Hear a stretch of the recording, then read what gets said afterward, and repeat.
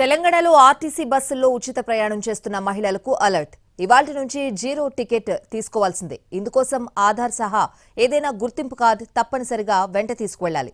కండక్టర్లకు ఆ కార్డుల్ని చూపించడంతో పాటు జీరో టికెట్ తీసుకోవాల్సిందేనని టీఎస్ఆర్టీసీ మహిళా ప్రయాణికులకు సూచించింది. 6 గ్యారంటీల్లో ఒకటైన మహాలక్ష్మి పథకంలో భాగంగా రాష్ట్ర వ్యాప్తంగా మహిళలు, బాలికలు, ట్రాన్స్జెండర్లకు ఉచిత ప్రయాణం చేసే అవకాశం కల్పిస్తోంది రేవంత్ సర్కార్.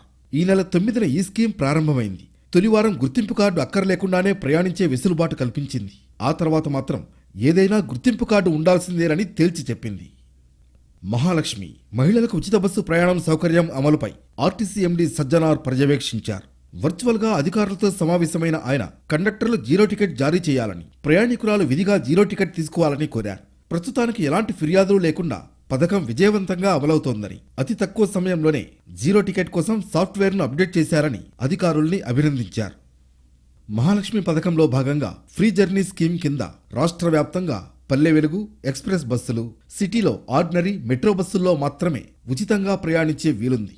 తెలంగాణ వాళ్లకు మాత్రమే ఈ పథకం వర్తిస్తుంది. ఇవాటి నుంచి జీరో టికెట్ను మహిళా ప్రయాణికులు తప్పనిసరిగా తీసుకోవాలని ఆర్టీసీ అధికారులు స్పష్టం చేశారు.